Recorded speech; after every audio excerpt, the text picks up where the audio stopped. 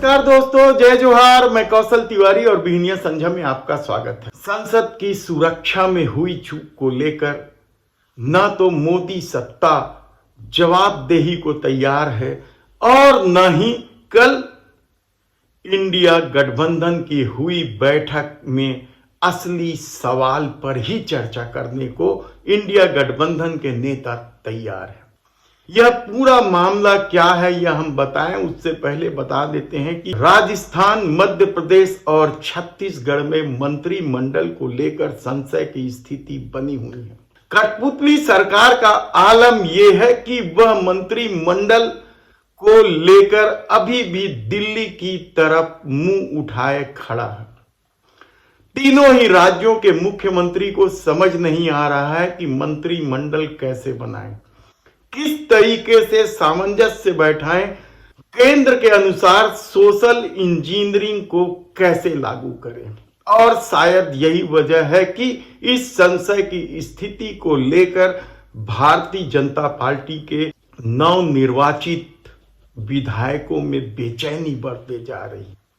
कुछ लोग नागपुर भी चक्कर लगा आए हैं, लेकिन कब तक मंत्रिमंडल का गठन होगा इसे लेकर किसी के पास कोई जवाब नहीं है। और कहा जा रहा है कि तीनों ही राज्यों में सुशासन दिवस पर यानी 25 दिसंबर को जब पूर्व प्रधानमंत्री अटल बिहारी वाजपेयी की जयंती मनाई जाएगी सुशासन दिवस के रूप में, उस दिन तक शायद मंत्रिमंडल का गठन हो जाए। छत्तीसगढ़ में तो विधानसभा का सत्र भी शुरू हो चुका है।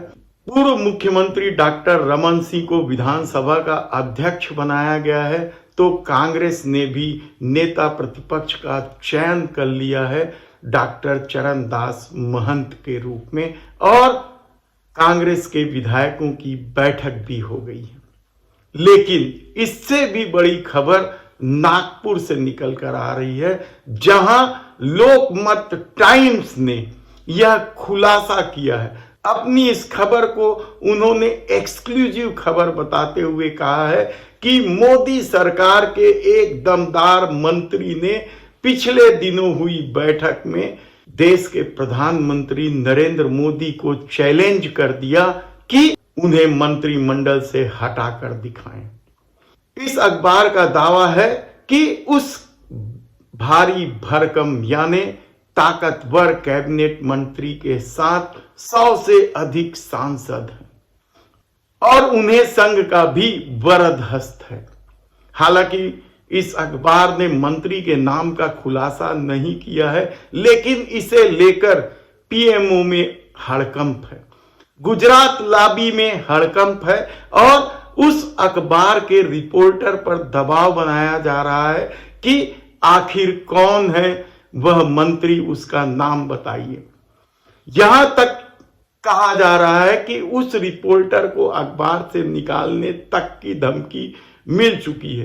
देखना है कि इस मामले में क्या होता है, क्योंकि खबर तो सामने आ ही गई है। मंत्री के नाम को लेकर लोग अंदाजा भी लगा रहे हैं कि क्या वह मंत्री नितिन गडकरी है या कौन है। इस तरह के सवालों के बीच कल इंडिया गठबंधन की बैठक हुई। इस बैठक में रोड़ा अटकाने की कोशिश गुजरात लॉबी ने जरूर की, लेकिन वह सफल नहीं हुई। 3 तरह के रोड़ा अपनाने की कोशिश की गई। पहला रोड़ा जो था वह बंगाल, उत्तर प्रदेश और दिल्ली के बड़े नेता इस बैठक में शामिल ना हो पाए, यानी अरविंद केजरीवाल, ममता बनर्जी और अखिलेश यादव इस बैठक से दूरी बना ले। इसे लेकर कई तरह की खबरें भी प्रसारित की गई, लेकिन तीनों नेता बैठक में पहुंचकर गुजरात लॉबी को मात दे दी। दूसरा रोड़ा अटकाने की कोशिश हुई कि सीटों के तालमेल को लेकर विवाद हो जाए, लेकिन कांग्रेस ने आगे बढ़कर जिस तरीके से समिति बना दी और कहा कि जो बड़े दल के क्षत्रप हैं, यानी जो क्षेत्रीय क्षत्रप हैं, जिनका अपने राज्यों में प्रभाव है, टिकट बंटवारा वो ही करेंगे। यानी कांग्रेस को क्या मिलेगा या दूसरे दलों को क्या मिलेगा, यह ममता बनर्जी तय करेगी तो उत्तर प्रदेश में अखिलेश यादव तय करेंगे, तो पंजाब और दिल्ली का भी मामला सुलझा लिया जाएगा। और तीसरे मामले थे मुद्दे को लेकर। हालांकि संसद में हुई सुरक्षा चूक को लेकर मोदी सरकार लगातार अग्रेसिव है और कहा जा रहा है कि जिस तरीके से संसद से सांसदों को निलंबित किया जा रहा है, कल तक 141 सांसद निलंबित हो चुके थे लोकसभा और राज्यसभा के, और आगे भी निलंबित होंगे। इसे लेकर इंडिया गठबंधन ने जरूर फैसला लिया है कि 22 दिसंबर को नागपुर में महारैली का आयोजन किया जाएगा इसके खिलाफ। लेकिन असली मुद्दे क्या थे जिससे इंडिया भाग रही थी?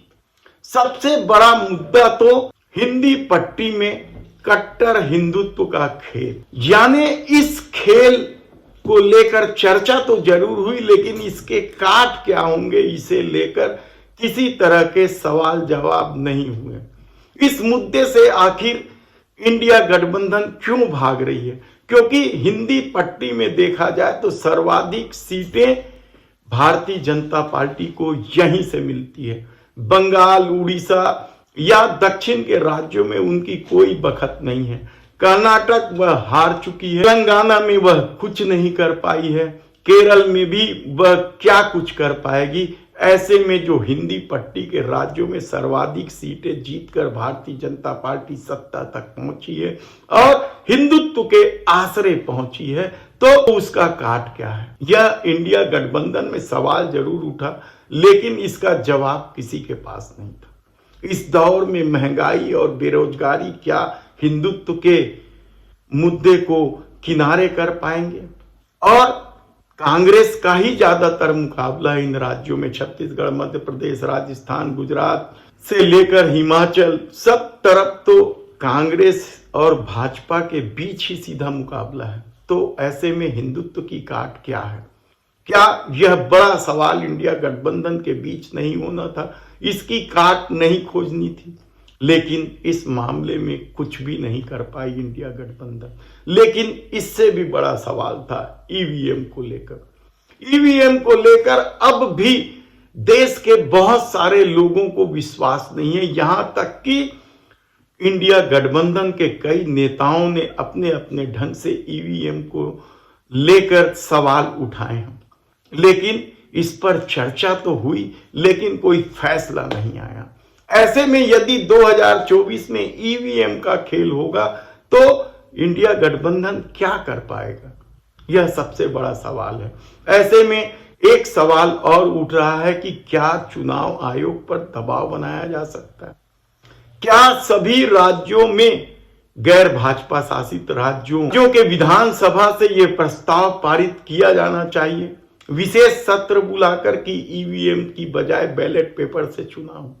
बहुत संभव है। इस पर विचार तो सामने आए, लेकिन इस पर फैसला नहीं आया और कहा जा रहा है कि जल्दी इस पर फैसला आ सकते हैं। और गैर भाजपा शासित राज्य, जिनकी संख्या 1.5 दर्जन से भी अधिक है, जिसमें आप दक्षिण के राज्यों को ले लें, केरल को ले लें, पंजाब, दिल्ली, पश्चिम बंगाल, हिमाचल प्रदेश, बहुत सारे राज्य हैं जहां ईवीएम को लेकर विशेष सत्र बुलाकर फैसला लिया जा सकता है और सरकार पर दबाव बनाया जा सकता है। लेकिन क्या यह संभव है?